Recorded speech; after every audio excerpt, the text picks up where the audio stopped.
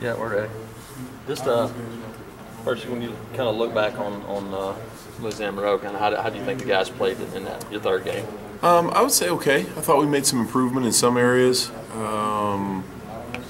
The thing I was probably most pleased with was the fact that playing a game against a team that played some non-traditional looks and a lot of unusual alignments and exotic blitzes and that sort of thing. I thought for the most part we communicated and handled that pretty well. So I was encouraged by that. Discouraged by the fact that when we had an opportunity to put the game away, so to speak, there just didn't quite get it done. But hopefully we'll learn from that. Have a chance to do it again at some point.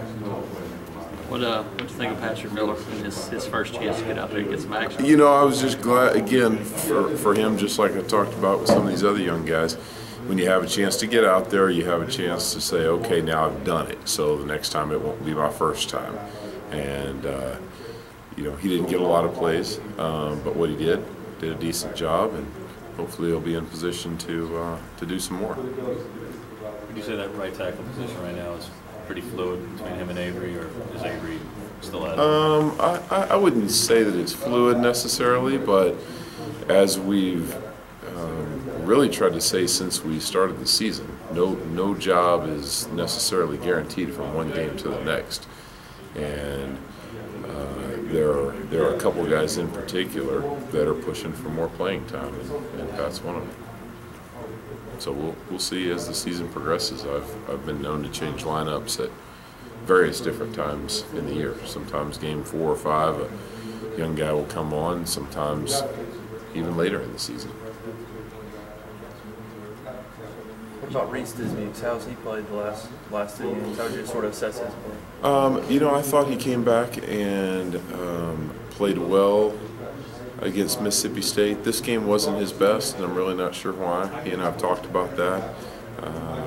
And I don't think it was a lack of effort. It was just a number of technical things that he didn't do as well as he could. But he's a smart kid, and it means a lot to him. So I think he'll get better and recognize what he needs to do.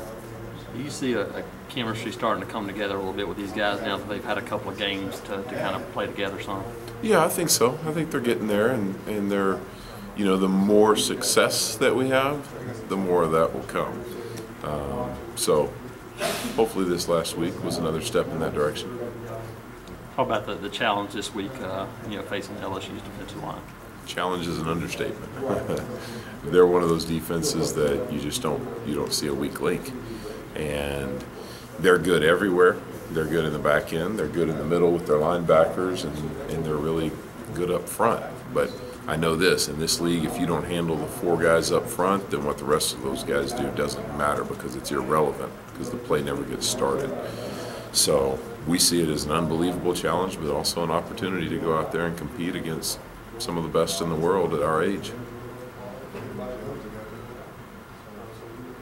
Anything else? All right, man. Thanks, Jim.